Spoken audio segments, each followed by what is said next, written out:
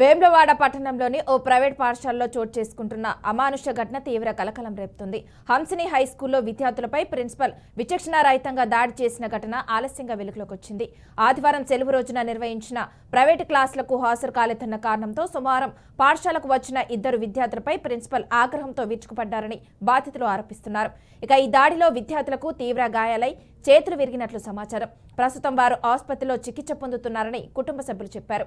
చదువుల తల్లి ఒడిలో ఉండాల్సిన పిల్లలు ఆసుపత్రి పడకలపై చికిత్స పొందాల్సి రావడంపై తల్లిదండ్రులు కన్నీరు మున్నీరవుతున్నారు.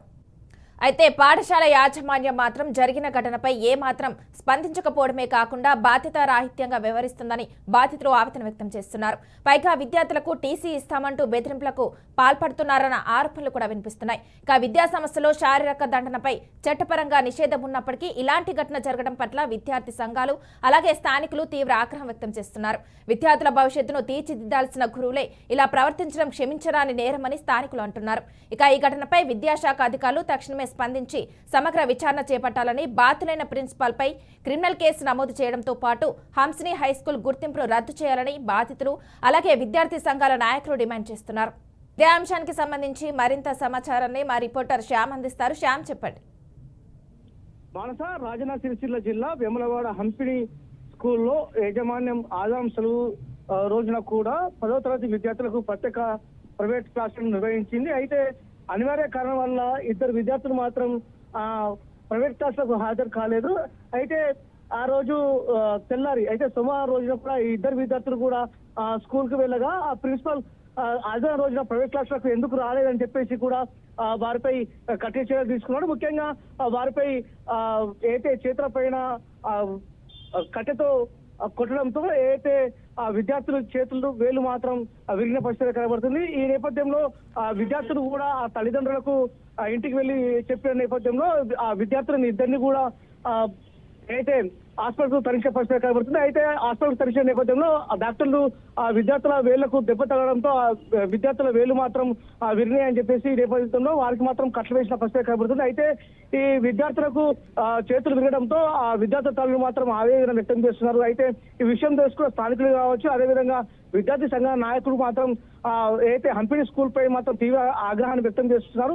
ఆదివారం సెలవు దినం అయినప్పటికీ కూడా ఆ రోజు ప్రైవేట్ క్లాసులు ఎందుకు నిర్వహించాలి, ఇద్దరు విద్యార్థులు ప్రైవేట్ క్లాసులకు హాజరు కాని నేపథ్యంలో వారిపై ఎందుకు కఠిన చర్యలు తీసుకోవాలి, ఏదైతే విద్యార్థుల పైన ఎటువంటి చర్యలు తీసుకోవద్దు, వారిని కొట్టడం అలాంటిది నిషేధం ఉన్నప్పటికీ కూడా విద్యార్థులు పై ఎటువంటి యాజమాన్యం అదేవిధంగా ప్రిన్సిపల్ ఎందుకు చర్యలు తీసుకోవాలని చెప్పేసి విద్యార్థి సంఘ నాయకులతో పాటు ఆవేదన వ్యక్తం పరిస్థితి కనబడుతుంది. మొత్తం మీదైతే అయితే ఆ హంపి స్కూల్ యజమాని మాత్రం తిరిగి ఆ విద్యార్థులకు టీసీ ఇస్తామని చెప్పేసి విద్యార్థుల తల్లిదండ్రులను భయపెట్టిన నేపథ్యంలో విద్యార్థుల తల్లిదండ్రులు మాత్రం ఆవేదన వ్యక్తం చేస్తున్న పరిస్థితి కనబడుతుంది. ఈ విషయం తెలుసుకున్న అయితే విద్యార్థి సంఘ నాయకులు కావచ్చు, అదేవిధంగా తల్లిదండ్రులు కూడా అయితే హంపి స్కూల్ యాజమాన్యంపై చర్యలు తీసుకోవాలి, అదేవిధంగా దండించిన ఏదో ప్రిన్సిపల్ ఉన్నాడో ఆయన పైన క్రిమినల్ కేసు పెట్టాలని చెప్పేసి చెప్తున్న పరిస్థితి కనబడుతుంది. వెంటనే హంపి స్కూల్ గుర్తింపు రద్దు చేయాలని చెప్పేసి డిమాండ్ చేస్తున్న పరిస్థితి కనబడుతుంది. మాట అయితే శ్యామ్, చెప్పండి, విద్యార్థుల పరిస్థితి ఇప్పుడు ఎలా ఉంది? హాస్పిటల్లో ఉన్నారు అన్నారు కదా, వాళ్ళ పరిస్థితి ఎలా ఉంది?